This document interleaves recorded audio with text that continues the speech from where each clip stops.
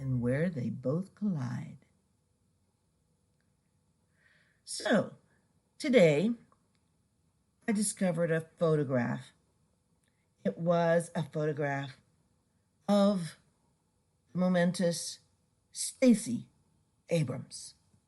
Yes, Stacey Abrams, that failed gubernatorial candidate. She's in silhouette form.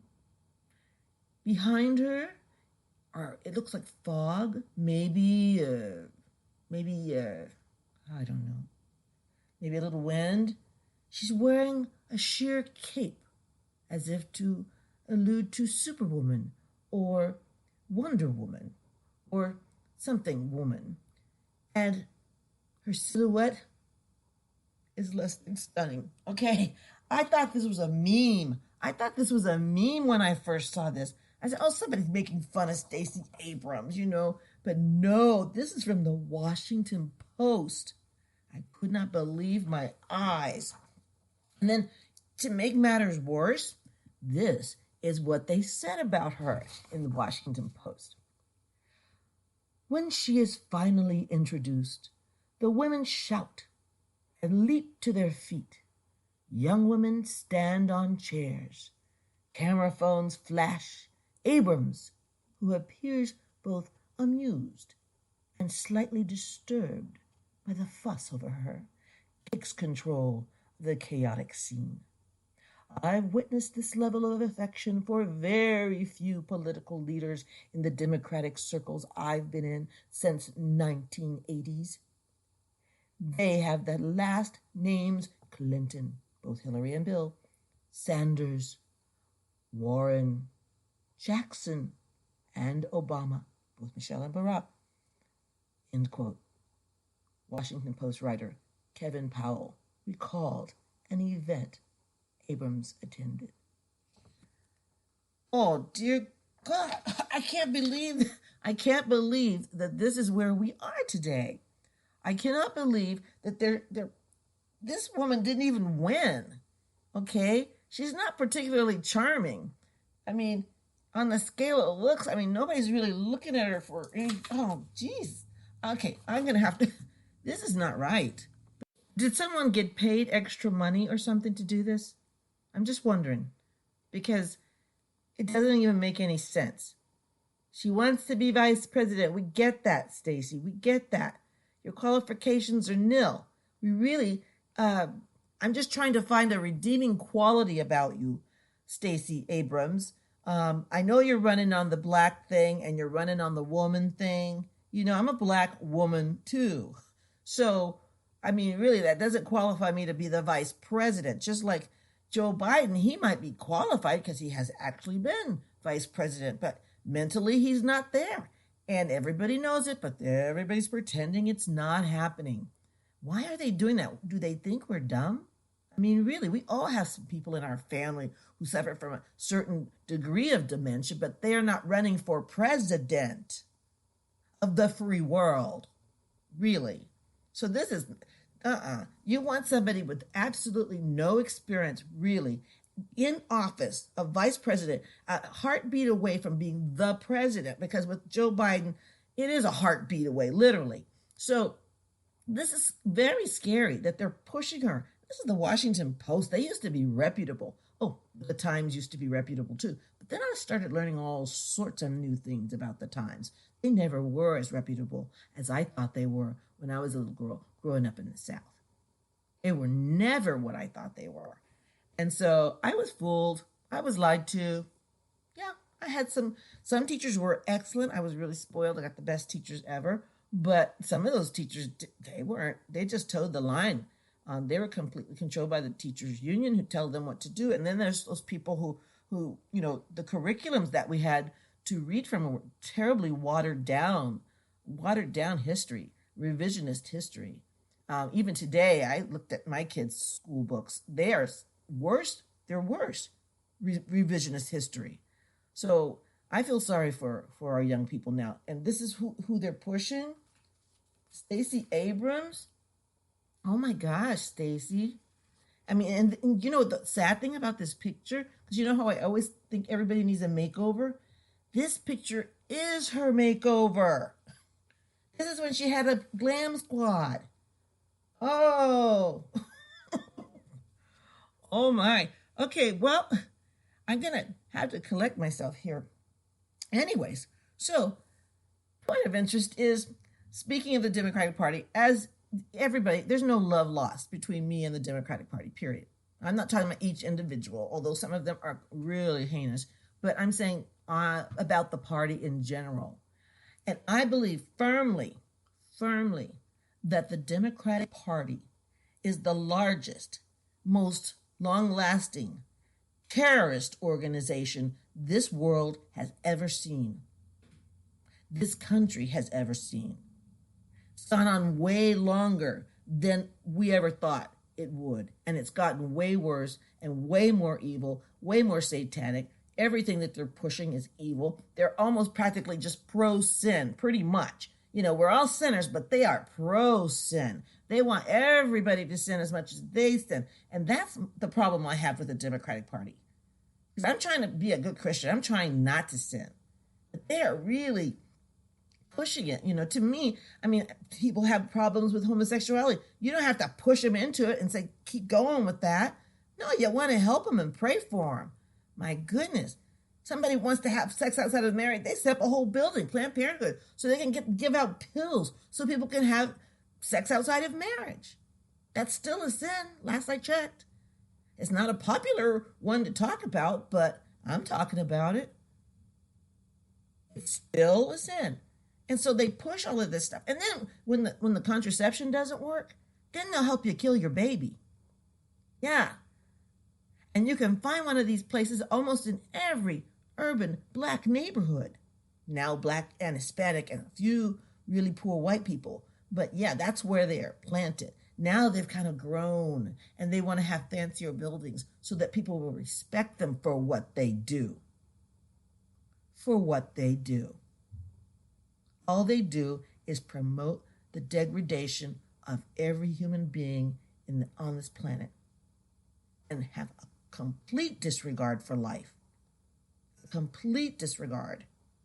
You wonder why there are crazy young men going around shooting and mass shootings? We haven't had it in a while, not since Trump. But you want to know why that's happening? Because Planned Parenthood has literally taught our country to disavow life, to devalue life. By killing those babies, all those millions of babies in utero, the most unsafe place for a human being to be in this world is in the womb of a Democrat woman, or a liberal woman, or a leftist woman, or a feminist woman. That's the most dangerous place in the world to be. The Democratic Party is a party of terrorists. And this whole pandemic, and I called it plandemic, yes I do.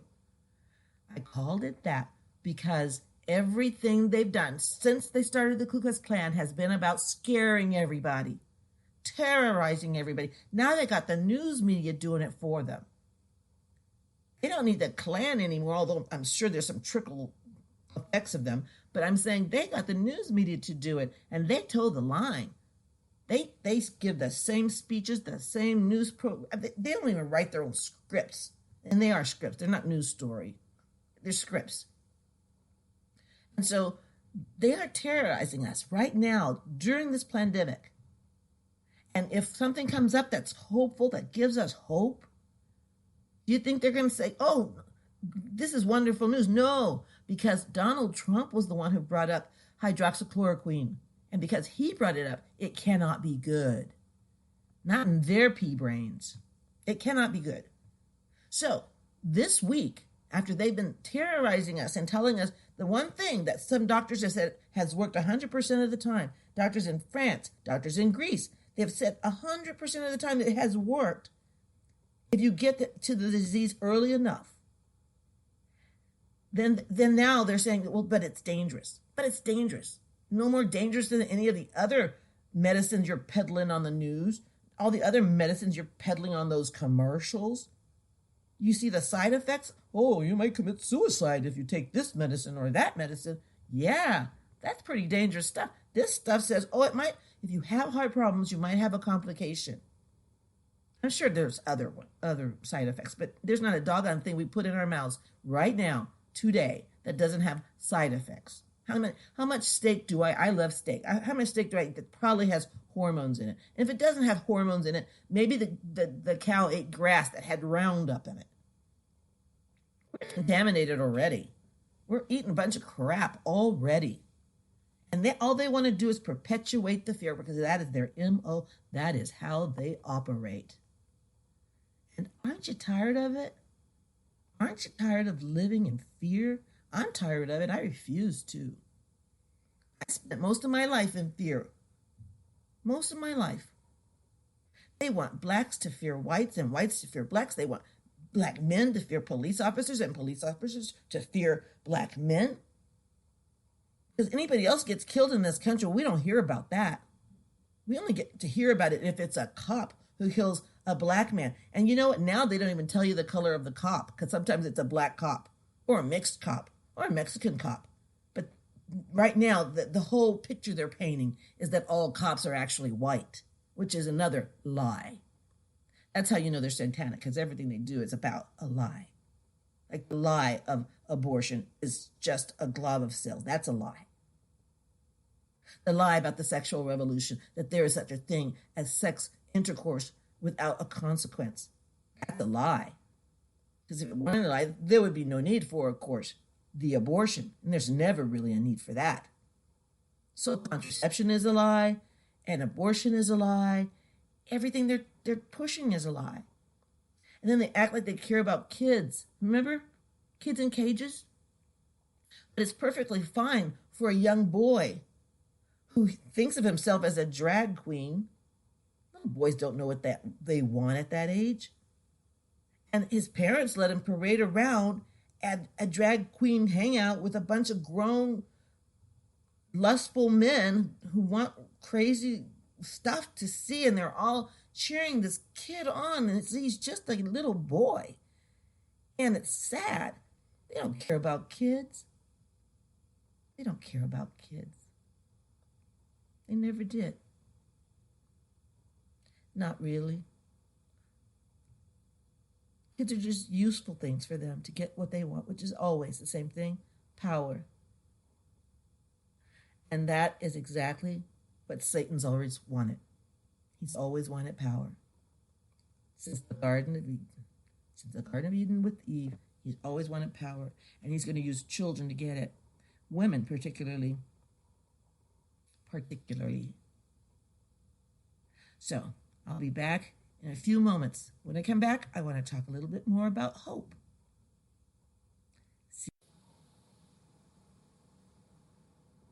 Well, I'm back. This is Kathy of kathysright.com. I hope you remember to subscribe today if you haven't. I'm also on iHeartRadio and Spotify. So check it out on there. You can watch it on your TV. If I know I watch mine on TV, and also on YouTube and Spreaker. So there's some others. I just can't remember their names right now. But I'd like you to come back always because I have a lot to say and we can talk. Pull up, get a cup of Joe or a glass of wine, depending on what time of day it is. And we're going to talk a little bit about hope. There's a thing called hope, something that almost is foreign nowadays on TV and in the newspaper and on the internet. Hope. Remember that word? It's a virtue. It's a real virtue. And it's something that we have because of Christ and grace. Of course, when you were little, you didn't need that. You just had hope. Little kids just hope for Santa. They're so full of majestical thinking that the kids, all they can think about is all these beautiful things that they haven't seen yet, and they anticipate goodness and they anticipate wonderfulness. That's why I love Christmas, and I love the faces of children at Christmas time because they're happy and they're full of hope. And that's kind of what Christmas means to me. That's what Jesus came to restore, was our sense of hope.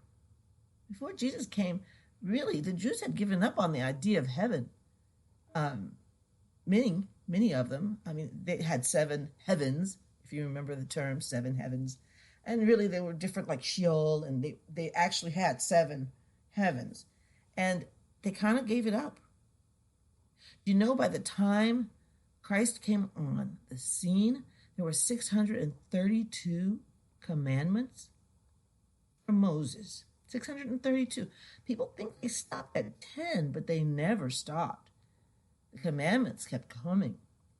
And when those commandments came, they put them in this tabernacle. They built it to the specifications of God, and they cherished that tabernacle. It's a great deal of care.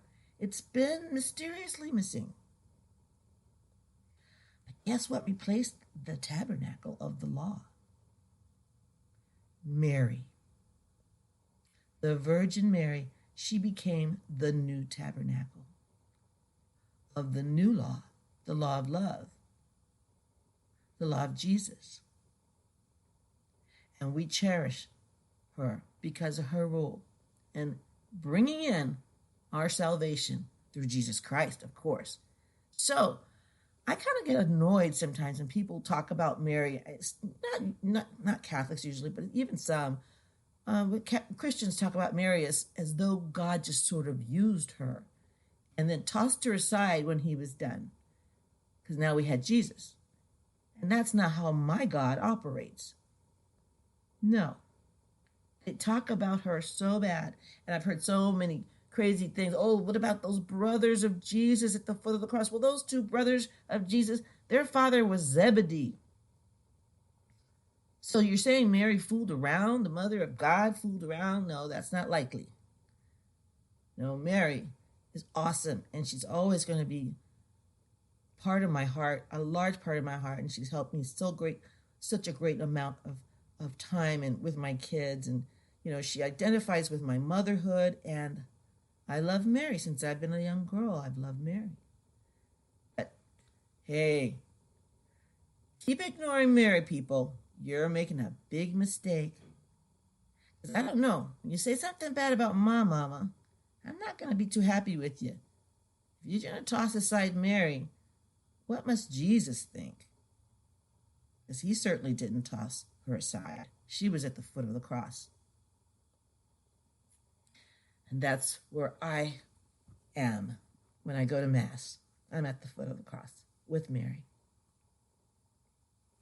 So here we are in a nation full of fear, manufactured fear, because it wouldn't be as bad if it weren't so much on the news, and they weren't lying to us so constantly, and they weren't, what's the word? They're on the internet. They have been censoring a lot of doctors and nurses who have told the truth about this disease. It's a horrible disease. It's very real.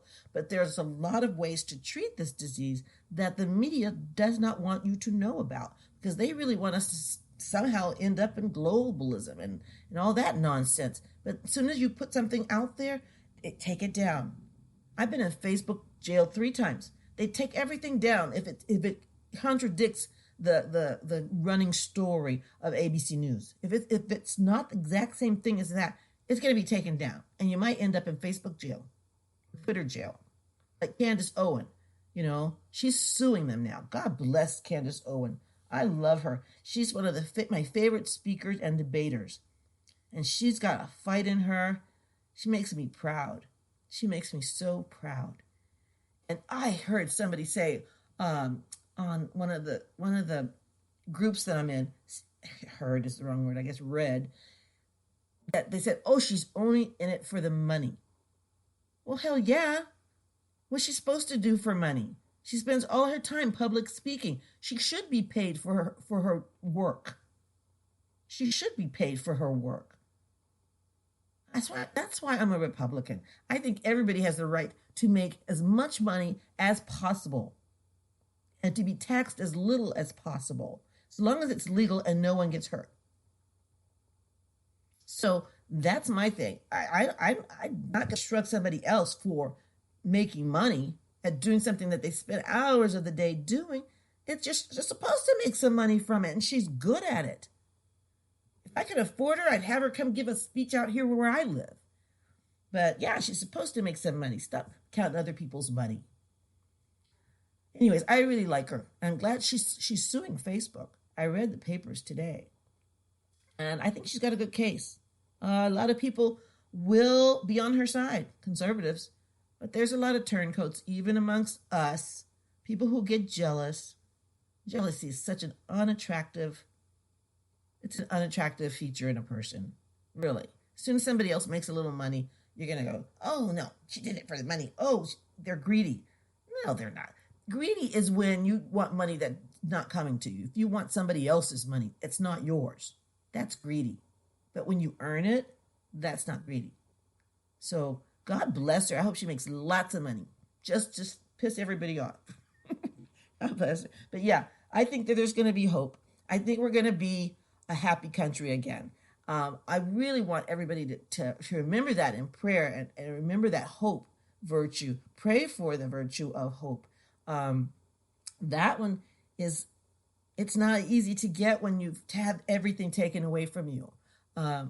3 times in my life, I have lost everything, or at least I felt it was everything. One time it was a fire, another time it was a flood, and the other time was when my first husband died. And I thought I lost everything. I had nothing, and I was home with my newborn baby, and we were so happy, and I wanted to raise my child with him, and he got really sick and died, and I thought I was everything. But guess what? We come back fighting. I wasn't raised to give up. Sure, I wanted to. Every widow wants to for moments at a time. But those of us in Christ, we have fight in us. Just because, that's another misconstrued thing about Christians. They think we have no fight. Do you remember the lions? Do you remember Daniel and the lions? The lions laid down. You know what? When somebody comes at me with some words like coon and stuff, they better lay down. Because, really, they better just lay down or have several seats, as they say nowadays. I am proud to say I got through that. He was a wonderful man, and my present husband, who I've been married for 32 years, is a wonderful, wonderful man and a great, awesome father. We had 3 more children, and I've been thrilled ever since. So God bless you all. Bye.